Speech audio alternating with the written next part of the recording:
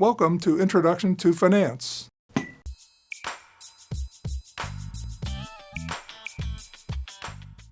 Welcome to Session 8 of Introduction to Finance on stock valuation. My name is Greg Pierce. I'm the finance coach, and we're going to talk about how to value stocks and contrast that a little bit with the bond valuation that we just did in session number 7. We're going to find that it's a little bit more difficult to value a stock. We see 3 equations here, 3 general cases that are very popular in use. First of all, the general case or wildly fluctuating stock valuation model. It says the price of the stock today or present value of the stock is equal to the present value of all the dividends plus the price of the stock discounted back to today at some time t. We will use this equation when either the dividends are wildly fluctuating, the required returns are wildly fluctuating, or the growth rate in the dividend is wildly fluctuating. We'll go over that in a minute. Sometimes it's also called supernormal case. Case number 2, or equation number 2, is a zero dividend growth case. What happens if the dividend is the same each and every year? As was the case with General Motors many years ago, $2, $2, $2, $2 each and every year. Year in and year out, they always pay $2. So what happens to what is the value of the stock if we have an annuity, same amount each year? Again, we can use from session 6, present value of an annuity, present value of a perpetuity, because General Motors would hope to live forever and go on forever, exist forever, pay that $2 forever. So present value of a perpetuity is C over R. In this case, we're just going to substitute D for C, the dividend being the same each and every year. So zero dividend growth, simple to value the stock. Its price of the stock today is simply D over R. Where we have a constantly growing dividend, as the case with many companies, they like to grow their dividend a little bit each year. McDonald's recently proposed increasing their dividend 4% per year. How do we calculate price of the stock if the board of directors wants to grow their stock at a certain constant growth per year? Price of the stock today is equal to next dividend over R minus G is the way we calculate a constant dividend growth model. You'll use this one heavily throughout your career. The wildly fluctuating case again, where the D is fluctuating wildly or the R is fluctuating wildly, or the G, the dividend grows at some great amount each year for about 5 years and then flattens out. We're going to call that wildly fluctuating or supernormal growth. The price of the stock is equal to the present value of the cash flows. Cash flows being the dividend plus the price at some time t. And again, that price at time t is equal to next dividend, D sub t times 1 plus G over R minus G. If we break down the constant dividend growth model and solve for R, what do we require when we buy a stock? For instance, if you do buy some McDonald's stock, what do you want that stock to do? A, you want that stock to go up. That's called capital gains yield or price appreciation. That's your G.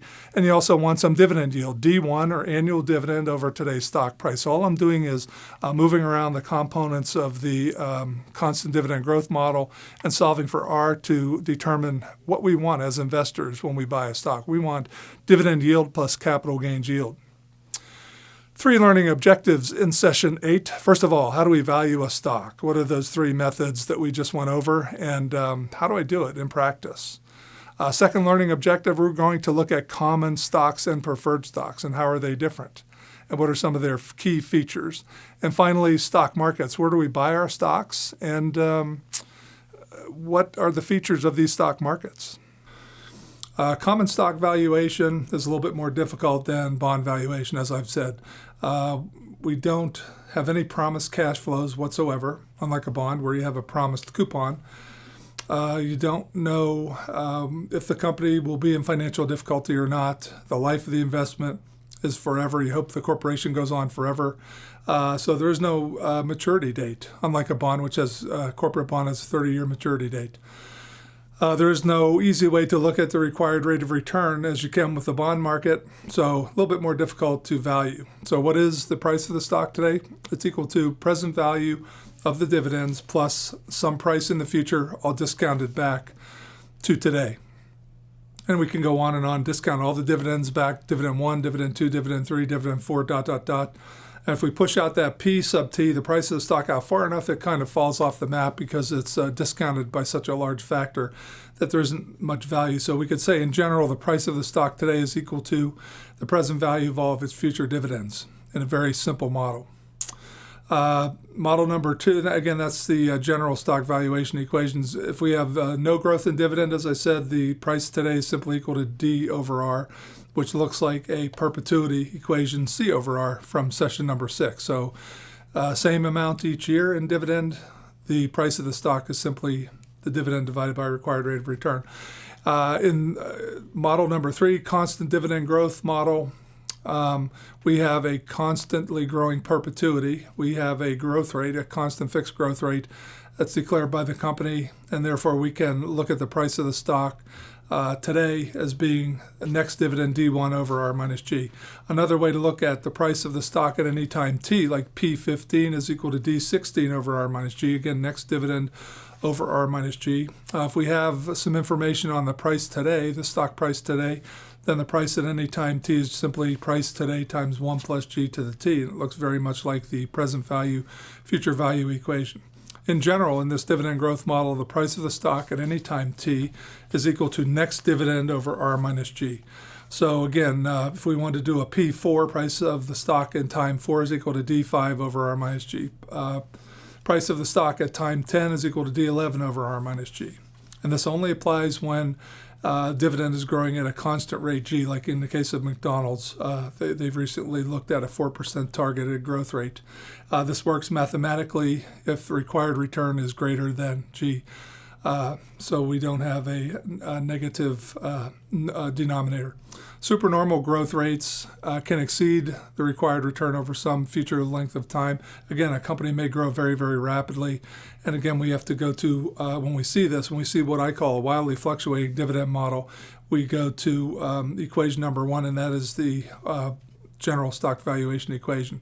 When I'm looking at P sub T out there to the right, we know it's equal to dividend sub T plus 1, or dividend at the next growth rate divided by R minus G. So P sub T, what I do is I step back 1 year. So if it says that the dividend will grow constantly in year 4, then we go step back to year 3 and calculate P sub 3, and P sub 3 is D4 over R minus G, and that takes care of all future dividends, almost as if it were P0 out there.